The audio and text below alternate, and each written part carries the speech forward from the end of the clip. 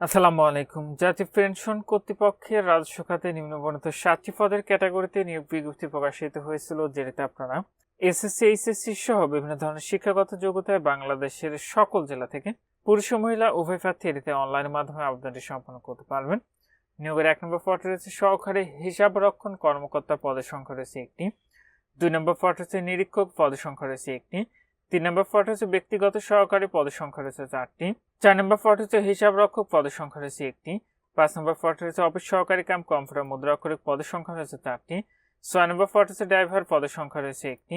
7 নম্বর পদে রয়েছে অফিস সহায়ক জড়িত, পদের সংখ্যা রয়েছে 8টি। আবেদনের ক্ষেত্রে আপনার যে সকল প্রার্থীর বয়স 15ই মে 2026 খ্রিস্টাব্দ তারিখে সর্বনিম্ন 18 বছর এবং সর্বোচ্চ 32 বছরের মধ্যে রয়েছে, সে সকল প্রার্থীরা এটিতে আবেদনটি করতে পারবেন। তবে এটির আবেদন প্রক্রিয়াটি এখানে যে ওয়েবসাইটের ঠিকানাটি আপনারা দেখতে পাচ্ছেন, এখান থেকে অনলাইনের মাধ্যমে সম্পন্ন করতে হবে। আবেদনটি ইতিমধ্যেই 1 জুলাই 2026 খ্রিস্টাব্দ তারিখ সকাল 10 থেকে শুরু হয়েছে। আবেদনটি শেষ হবে 28 জুলাই 2026 খ্রিস্টাব্দ তারিখ বিকাল 4টায়। যে সকল প্রার্থীরা এই নিয়োগে আবেদনটি করবেন, শেষ তারিখের জন্য বসে না থেকে পূর্বে আবেদনটি সম্পন্ন করে নেবেন।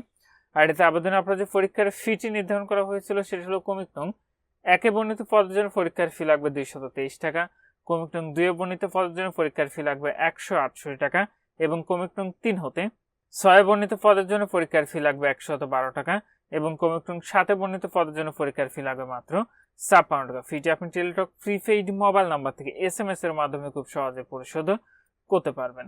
আর আপনাদের প্রবেশপত্র প্রাপ্তির বিষয়টি পরবর্তীতে আপনি যে মোবাইল নাম্বারটি দিয়ে আবেদন করবেন সেই মোবাইল নাম্বারে এসএমএস এর মাধ্যমে জানিয়ে দিবে, অথবা জাতীয় পেনশন কর্তৃপক্ষের যে ওয়েবসাইটটি রয়েছে সেখানে কিন্তু প্রকাশিত হবে। তো 1 নম্বর পদে যে সকল প্রার্থী আবেদন করবেন, আপনাদের শিক্ষাগত যোগ্যতা লাগবে কোন স্বীকৃত বিশ্ববিদ্যালয় হতে ব্যবসায়িক শিক্ষায় 2য় শ্রেণী বা সমমানের সিজিপিতে স্নাতক সম্মান বা সমমানের ডিগ্রি সহ 2য় শ্রেণীর স্নাতকোত্তর বা সমমানের ডিগ্রি, অথবা কোন স্বীকৃত বিশ্ববিদ্যালয় হতে ব্যবসায়িক শিক্ষায় 4 বছর মেয়াদী অনন্য 2য় শ্রেণী বা সমমানের সিজিপিতে স্নাতক বা সমমানের ডিগ্রি, কম্পিউটার, এমএস অফিস, ইউনিকোড ও বেসিক ডাটাবেস পরিচালনার দক্ষতা।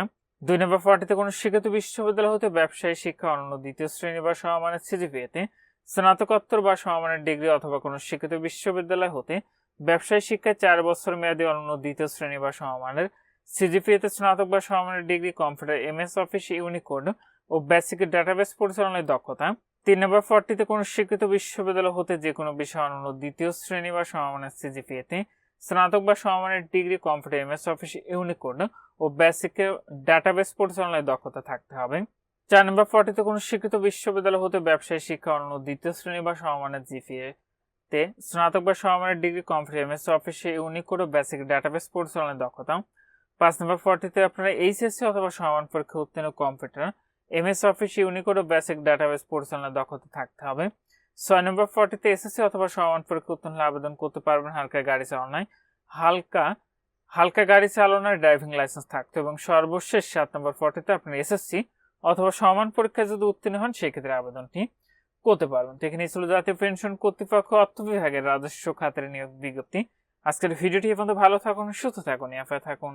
আল্লাহ হাফেজ।